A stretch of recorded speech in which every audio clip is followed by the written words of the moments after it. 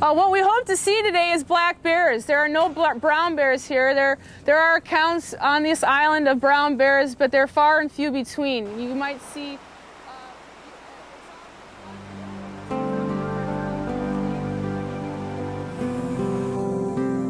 Neets Bay Creek is a smorgasbord for black bears.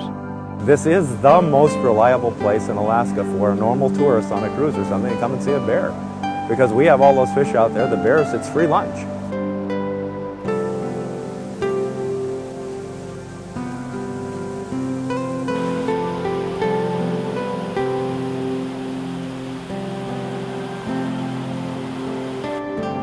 Southeast Alaska has one of the highest densities of bears anywhere, black bears I should say, anywhere, and that's largely, salmon are largely responsible for that. And any process that boosts salmon numbers will boost bear numbers. Basically, one day on a salmon stream is worth 5 days of hibernation for a bear. That's awesome. Look at the bear eating. Oh, look at the salmon. And this is a very important part of the year because during most of the rest of the earlier part of the year, bears don't have significant sources of protein. It's very important for bears to have protein, particularly even when they're feeding on berries, blueberries, and huckleberries that exist around here, because they need the protein in order to digest the nutrients in the berries as well. It's a sort of a catalytic relationship. And so in the absence of protein, the berries really don't do them a lot of good. Boars will stake out the prominent places to fish, and they will keep other bears, particularly sows and cubs and other subordinate males, from those places.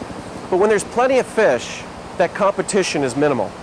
And so when there's plenty of fish, even the sows with cubs will have ample opportunity. The bears become accustomed to people and largely oblivious to human presence, as long as no one feeds them. It's, of course, very important that people aren't associated with food. So as long as people aren't feeding bears here, that shouldn't be a problem. The bears will become somewhat conditioned to the fact that people are here, and they really will just ignore them. However, what is really a problem is if people were to feed them, and then the bears start associating people with food. That's a bad situation. The Neets Bay bears are wild and free and all but omnipresent during the salmon run. A close encounter with one of the locals is sure to be a thrill, but shouldn't be dangerous if you keep your cool. Well, the first thing is to do, just assess the situation. Don't panic.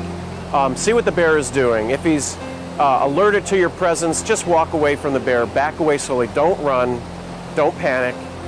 If the bear is wandering off to take care of its own business, well, then just slowly let it do what it's going to do and walk by it. And you shouldn't have any trouble with it. Bears are not inherently dangerous. If it's a sow with cubs, don't get between the sow with the cubs. It's best just to, regardless of what the bear is doing, to back away. But there's very unlikely that you'll run into any trouble with the bear.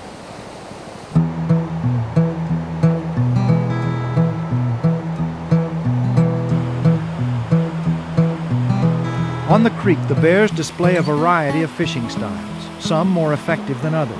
Bears are long-lived mammals, and with any long-lived mammal, learning is important. They learn through life.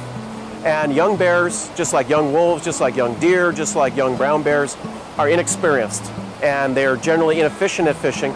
The older the bears get with more experience, they learn the fishing spots. They learn where to go to get the fish, where the shallow areas are in order to capture the fish. So learning plays a big part. And it's part of a young bear's trials to learn how to efficiently feed itself.